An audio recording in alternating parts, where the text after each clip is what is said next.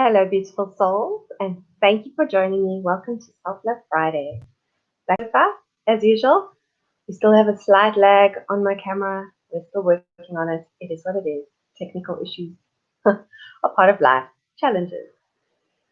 So, what I wanted to share with you today is that every week I work very much on an intuitive level in everything that I do. I'm always following my intuition and letting it guide me and figuring out what the next step is. Even though I have plans, I have goals, I have vision, and I have plans on how I'm going to achieve all of the things that I want to achieve, I really rely on my intuition a lot from moment to moment to keep me present in the moment and knowing and deciding. And each week, SelfLove Friday sort of comes upon me during the week. I don't really know exactly what I'm going to speak about the next day. My messages come through people and through the people in my world. And this week it was from a friend of mine. I was chatting with friends. I'm part of a mastermind group with them, and we were having such a great connection, as we always do.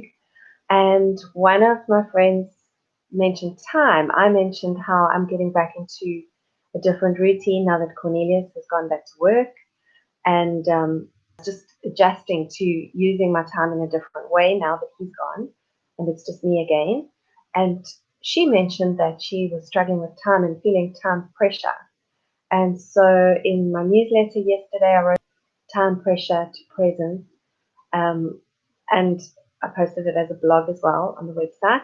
And I thought, let's chat about it here today. I like to think of time presence because of the idea of being present in the moment, here and now, rather than making time itself precious. It's more about being present with yourself and in the moment and what's going on in your life. So I have titled it, my concept and my guide that I posted, Time Pressure to Time Present. And that's what we're going to be chatting about here today. So do let me know in the comments where you're joining from and if you have any ideas and how you manage to make the most of the time that we have. The concept that I've always thought, time is a man-made construct. Whether you believe that or not is up to you.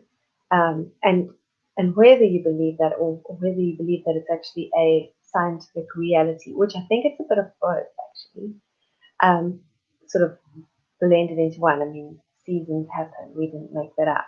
Seasons, days, nights. But we found a way of making it linear and creating a measurement for it. So whether we like it or not, it moves on. Things change. We grow older. We change. Situations change. We have dreams and ideas, and we either achieve them or we don't. We have relationships, and we either nurture them or we don't. We nurture them and they change anyway. So things are always changing. Life, the universe, human beings, nature is in a constant state of flux and change. So this is the only constant. So what do we do to make the most of it? What do we do to stay present in the now? And what do we do? The question that came up this week was, what do we do about all the things that we feel that we have to do? And I'm going to talk a little bit about that as well. So all the things that we want to achieve, being numerous things and in various areas of life, how do we not feel overwhelmed and not feel like it's all too much and not feel like we're never going to get anywhere, or that the days and weeks are passing us by without us achieving what we wanted to achieve?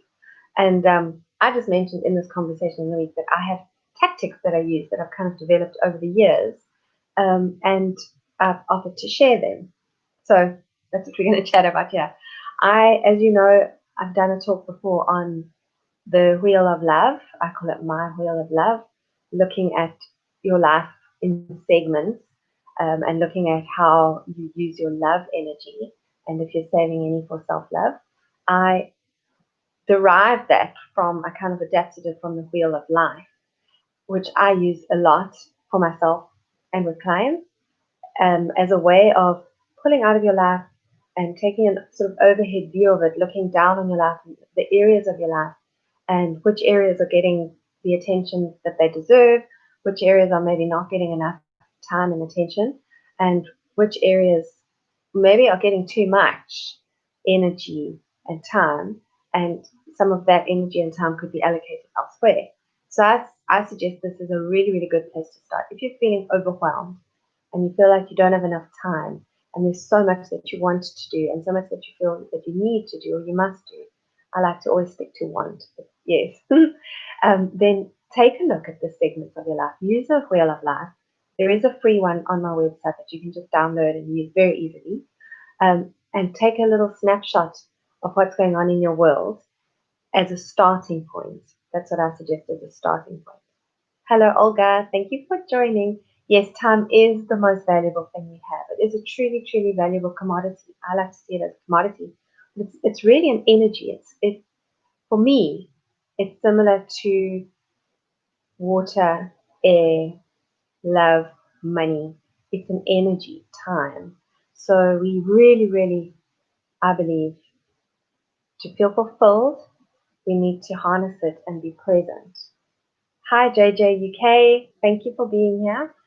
JJ says we all fall into the rat race of future and past. I'm excited how to practice being in the now. Tell me how. Yes, okay, great. That's exactly where I was getting to next. We get pulled. We get pulled into the future past thinking is very much a thing that happens to all of us. You know, we hear ourselves saying, you could have done that, you should have done that. If you had done that, this would have been better. That's your past self, like you should have, could have, but you didn't. And the future saying, I need to do this, I should do that. It's so great to have goals, it's so great to have visions, but to have them pulling you out of this present moment all the time is really, really not helpful. So, as I was saying, start with the wheel of life. Look at the areas of your life that you want to adjust. Look at what you want to do. Take your activity that you're doing now, so everything that you do every day, and assess the importance of it. So look at, if you're working in a salaried position and you're expected to be somewhere for a certain amount of time, or you're expected to be available for a certain amount of time, look at that and allocate it. Be quite strict with your time. A lot of people give extra time to a salaried position or to their own business because there's this thinking that because it pays the bills, it deserves all the time.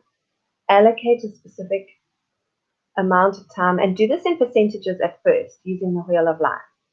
Then look at your relationships. Look at if you're a parent. Look at if you have a project that you're building. If you're trying to build a business and move out of a salary position, look at all of these things. Look at your goals and dreams and look at the percentage of time that you're spending on each thing.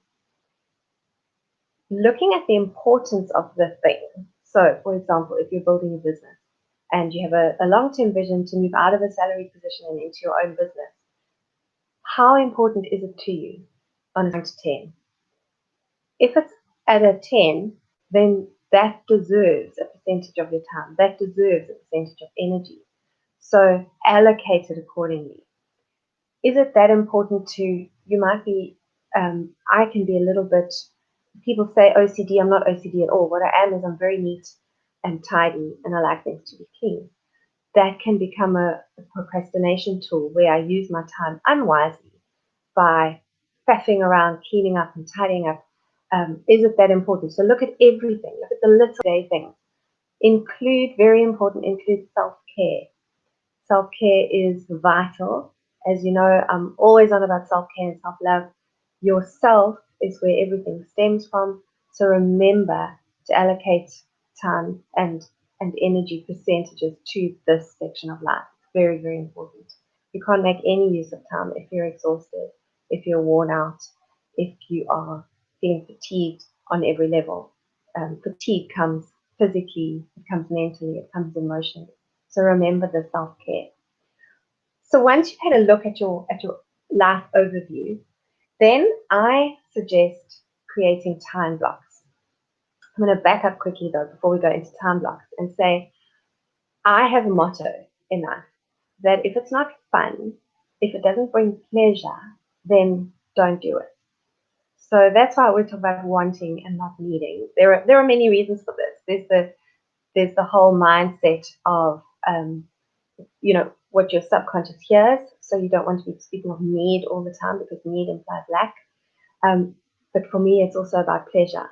Life is about pleasure. It's about enjoyment. It's about joy and having a good time. And in general, we have forgotten that. We've become so bogged down with what we need to do, what we must do, what's expected of us from ourselves, life, the people around us. And the only person who can change that pattern is me. I can change it for me. You can change it for you. We can only do it for ourselves. So that's the little umbrella that's going over everything I'm saying today. Let it be fun. Imagine that you have a superpower and you can bend time. Time is always on my side. That's what I tell myself all the time. Time is always on my side. I actually sing the Rolling Stones song, which freaks my sister-in-law out because it was used in a really scary movie once. Time. I'm singing on YouTube. Okay. I do though. I sing to myself, and especially when I get stressed and I get this moment of overwhelm where I think, I'm not getting to everything, I sing that song in my head and I let it go, whatever I was stressing about. Sometimes it takes me longer than other times to remember this, but that's my golden rule. It has to be enjoyable. It has to be fun. So are you enjoying what you're doing? So back to time blocks. Now that you've looked at your life and you know where you want to allocate most of your time and energy, create time blocks for yourself. So what I do is I like to work, I use time as we use it. So I use the hours and I create time blocks within them. So I know that I am at optimal when I'm getting 7 hours of sleep in every 24. So I've time blocked that. I want 7 hours of sleep. Most days. I like to keep it flexible. Most days. Sometimes I go 8 and sometimes I get less. But we'll get to that. I'm going to get to the flexibility just now. So create time blocks. Think about your own rhythm when you're creating time blocks as well. I've been playing for many years, as I've mentioned before. I retrained myself to become an early bird. So I wake up really early and I wake up in a great space.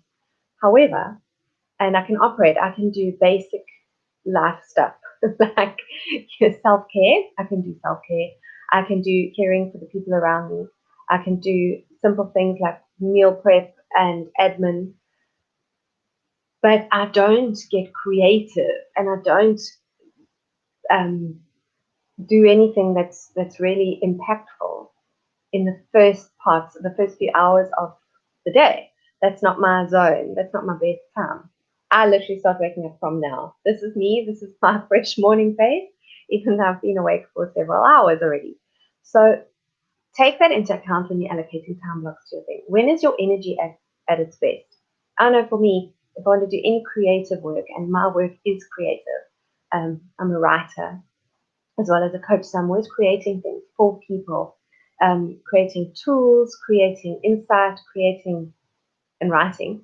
And my best time is at night for that. So late afternoon into the evening is a really, really great time for me, which means if I was in a full-time family with kids, that might be a bit of a challenge if I had to do meals and school prep and stuff like that. So while you're creating time blocks, also think about your environment, the people around you, how it affects you, and if possible, make new deals with the people in your environment. It is always possible to renegotiate how things are. You can renegotiate with your partner on shifting something up and just try it. If you know me, you know that I always suggest trying everything out for 1 week. Give it a week.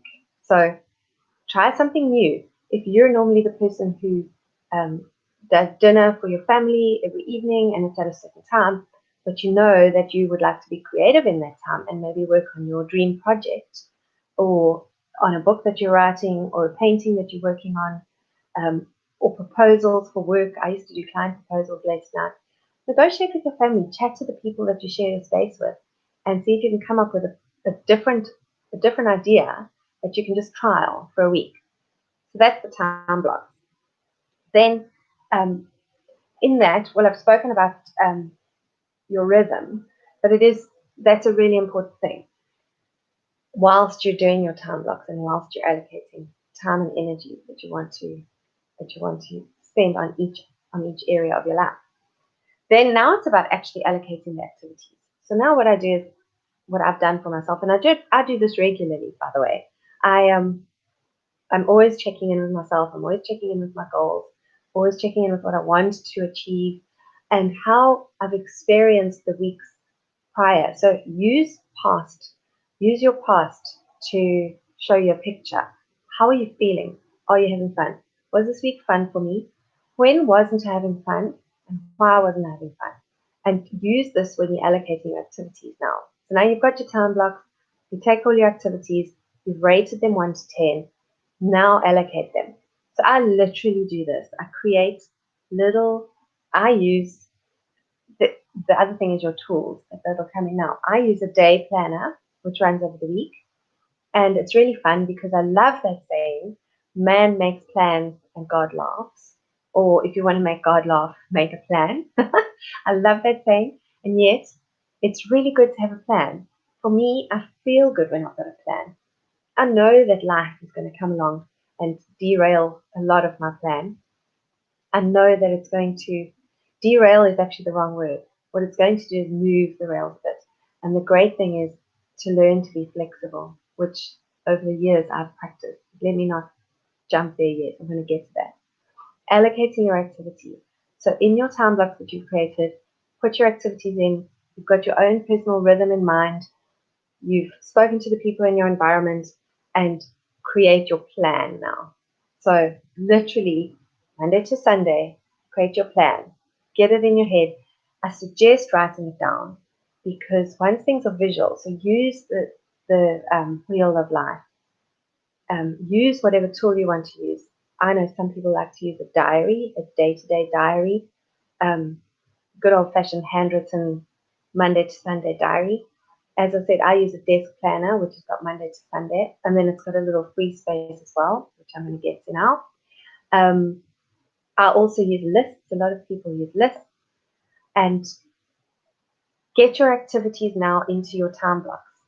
So go as detailed as you can. I literally break it down to how many minutes or how much of a time block am I using on my yoga. So I don't just take the whole block as my morning me time. I actually break the morning me time down as well.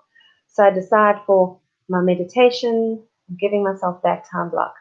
For my yoga, for my breakfast and coffee even. I make everything important. And every bit of activity, reading my mails, clearing my mailbox.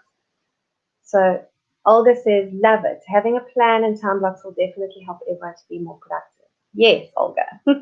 And it's that feeling. It's that feeling of having been productive because as human beings, that's what we're created for. We are created to create. That's what we are. We are creators and creatrixes. So when we are creating, when we're being productive, it means we're creating something. And so that feeling of having taken time and used it in a way that created value, that's what keeps people happy.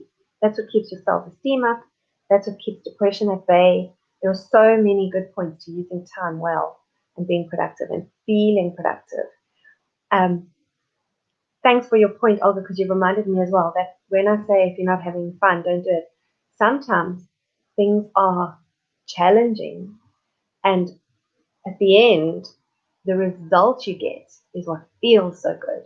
So it might not be fun like jumping on a bouncy castle when you're a kid, but it feels good. The challenge feels good. You're using your skills, and then at the end, it's that feeling of being productive. So yes, putting all of your activities into your time blocks, get your plan, get your Monday to Sunday plan. Then the biggie, as I mentioned just before this, be flexible. You're going to have to adapt. You're going to have to adjust. So like I said, I suggest running with your initial plan for a week, 7 days, and then look at it. Look over it and say, this worked, this didn't work. My environment wasn't quite conducive to that, so shift it out a bit. My family didn't quite manage that, so how can you tweak it? Adjust. Life is going to happen. God is going to laugh and throw you some curveballs, and you're going to have to run to catch that curveball, which means you're going to drop something else. let that happen. That's life. Breathe through it, let it happen, and know the nice thing is that when you've got your plan and you've written it down, it's also in your head. So when that curveball comes and you're just not able to, you might miss one of your time blocks, 2, 3, 4 in a row, who knows, like a whole day could just go completely differently to how you imagined it going. You've got a plan and you know that you can adjust. You can breathe. You know that if this is your 7 days, you've got free time at the end of it. That's another very important thing. Leave gaps. Leave gaps. Leave gaps between your time blocks. Leave gaps between in each day. Allow for adapt and adjustment time so that you can make changes when changes are needed.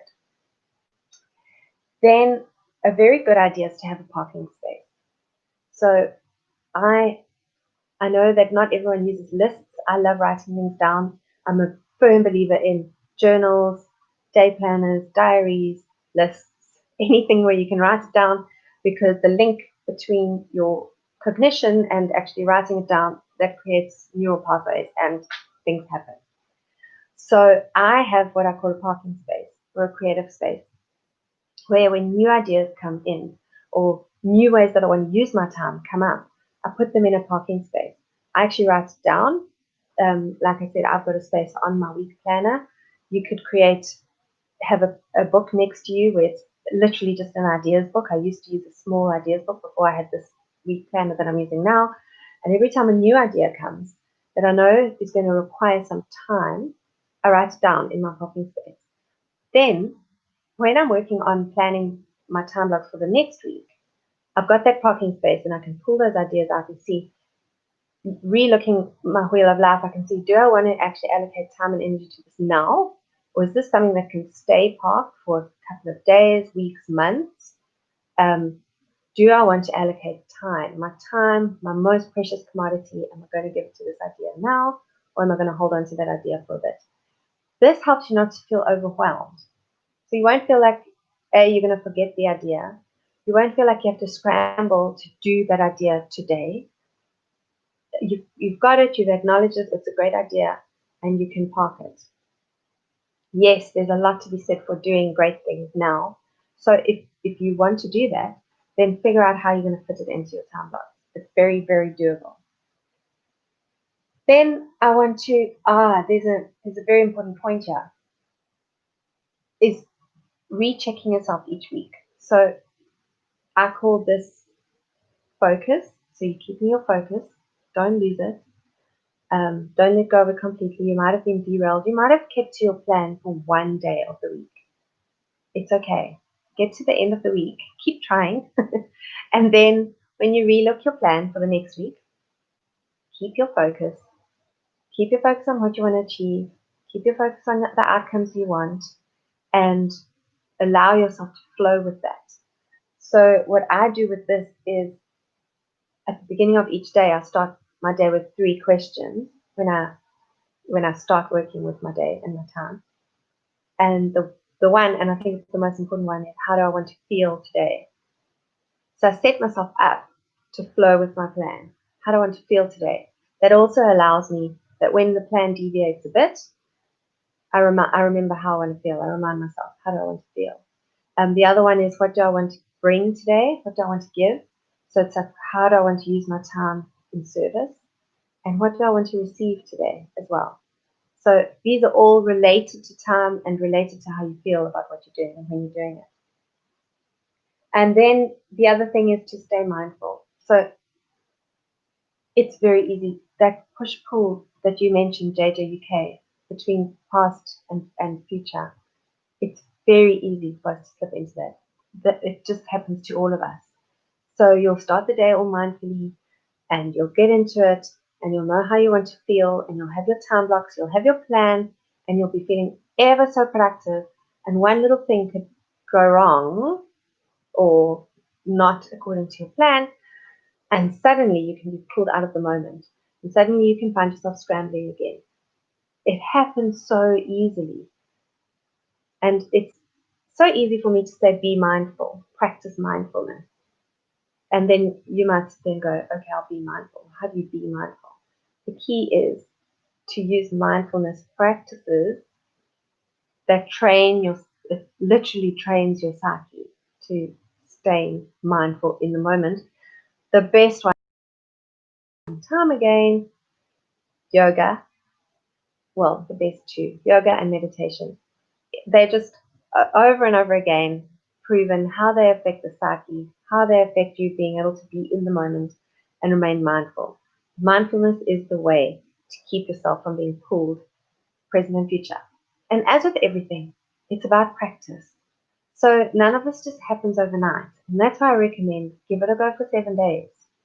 See what works.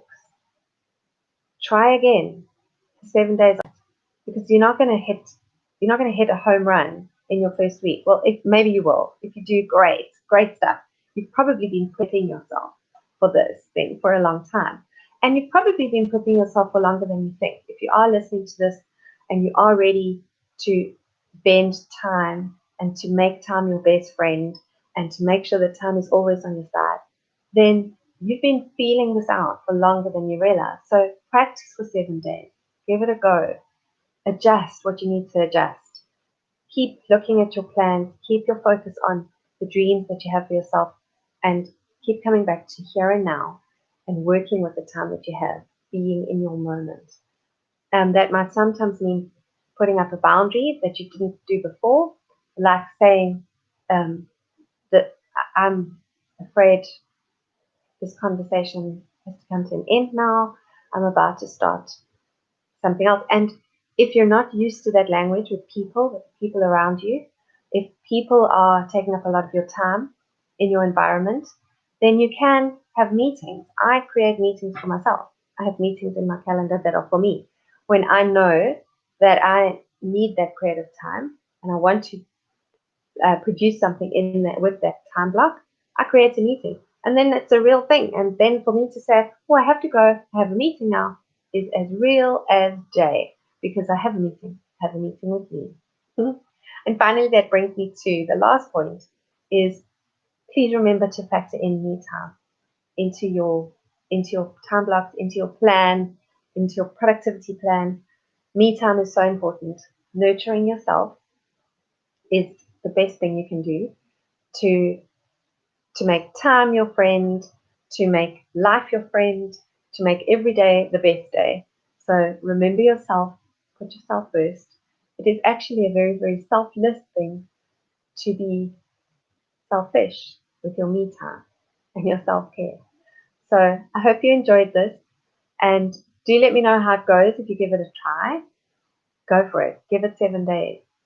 Meditate, look at your life, allocate activities, create your time blocks, create your plan, and go for it. Go for those dreams.